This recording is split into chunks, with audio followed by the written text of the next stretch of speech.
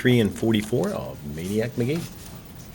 He slept in the park that night, and for the next dozen or so, sometimes in the buffalo shed, other times in the band shell benches or the pavilion. The nights were warm now. June was on the way.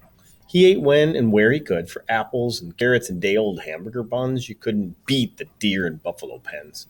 A new Acme had opened, and the bakery section always had a tray of free samples sitting on the counter. And then there were always the Pickwells. It may have been an illusion, but it seemed that the hungrier he got, the farther Mrs. Pickle whistle traveled. Some dinner times, there was hardly a spot in town which he could not hear. He read in the library, he joined pickup games in the park, baseball, basketball. School was letting out. There were kids. Mornings were the best. He would rise with the sun's color before the sun itself, before the bison, and set out. He came to think of these apple skin hours at his special time with the town. There was not a street or alleyway or house or store, not even a garage that he didn't recognize. His footsteps fell everywhere, but on the bridge over the Scullykill. His eyes everywhere, but on the P&W trolley trestle. And the people?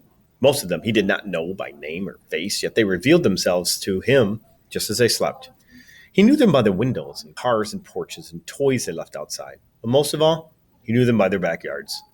Flowers, weeds, junk, pet houses, tree houses, vegetable gardens, rubber tires, grass ranging from desert sparse to shaggy to trim as a marine's haircut.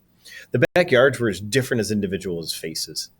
East End and West End, black and white, could begin only when the alarm clocks rang. For now, before sunrise, there were no divisions, no barriers. There were only the people, the families, town, his town, as much as his town is anyone's. He knew he could be sleeping right then in the Beals house or the Pickwells or even the McNabbs. But beyond that, for a few enchanted moments each newborn morning, he believed there was not a single home in Two Mills, not a single one that would not happily welcome him to enter and to go upstairs and curl up between its sleepers. Maybe that's why he left his band shell bench late one night in mid-June and went to someone's backyard at Hamilton Street, someone whose leaf lettuce he had watched grow, and quietly opened the gate and closed it behind him, and laid himself down on a white wicker love seat on the back porch. From then on, he slept on a different backyard or back porch every night. Once finding the back door unlocked, he slept in a kitchen. Let's find out what happened then. Chapter 44. One morning in early July, cruising down the Appleskin Hour, Maniac thought he heard footsteps other than his own. He stopped. Only the vast quietness responded. It happened a few more times. Must be his own footfalls echoing down the row house canyons. 2 days later, passing the alley, he thought something moved on the other end, and once turning onto a broad street, he had the feeling, or sense in sight, that something had just flashed around the corner 2 blocks away. When these odd sensations continued for another morning or two, Maniac knew he was not alone. So he was not totally surprised when a few mornings later he turned a corner and ran smack into another early hour cruiser. No, it wasn't the what that surprised him, it was the who. Mars Bar Thompson. They quickly bounced off each other and went into their separate ways. Neither paused, neither said a word. This was their first in a series of apparently random mergings. Intersections, alleyways. One never knew when he would come up on the other. Sometimes they found themselves running the same route, only a block apart. On one occasion, they trotted down the same street at the same time, at the same direction, but on opposite sides of the street. And then, one day as it happened, they each turned a particular corner at the same moment and headed off in the same direction, side by side. Still neither spoke. Not even their eyes met. They jogged silently for a block, then veered apart. The next time they dovetailed, they stayed that way for 2 blocks, then 3 blocks, and so on. No words, no looks. Just a rhythmic slapping of their sneaker soles upon the sidewalks and the pulsing duets of their breathing. Side for stride, shoulder to shoulder, breath for breath, till they were matching on all points, a harnessing pair, true runners, one morning. Mornings after morning, it happened this way. The two of them dovetailed at an intersection and without the slightest hitch and stride, cruising off together, though each faced no awareness of the other. They were, in fact, minutely sensitive to each other. If Mars Bar cranked up the pace just a notch, Maniac would pick it up within a stride. If Maniac inched ahead, Mars Bar was there. If one veered to the left or right, the other followed like a shadow.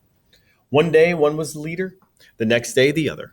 One day, Mars Bar would lead Maniac down the river, down the tracks. Down the tracks, past the railroad gondolas, each with its mountain of coal to the rolling mill at the steel plant where his father worked. Another day, Maniac would head for the townships to the north and west, the farmlands of the county, where dew sparkled at spider webs and nature was doing such fresh and wonderful things that you could almost hear the long, neat congregations of corn clapping, Amen and Amen. When the working people began leaving their houses, the daybreak boys diverged. Mars Bar to the east end, Maniac to wherever. A week passed, the second week, morning after morning, stride for stride, breath for breath. Never a word, never a glance, each believing the other simply happened to be going where he was going. They were cruising Main Street one morning, passing a grand movie theater, when Piper McNabb came screaming down the middle of the empty street. He was wild-eyed and crying and soaking wet. His feet were slathered in cold black mud.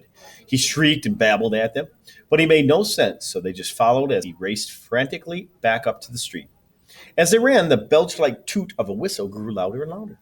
He then led them to the corner of Main and Swede to where the platform of the P&W trolley terminal hung high above the sidewalks. He burst into the terminal building and up the steps. He led them to the corner of Main and Swede to where the platform of the P&W trolley terminal hung high above the sidewalk. He burst into the terminal buildings and up the steps. In a moment, Maniac and Mars Bar were at the platform, gasping and following Piper's pointing finger down the tracks. When they pulled the fragments of Piper's babble together. The boys had been playing bombs away. Piper's part was to sail the raft down the river.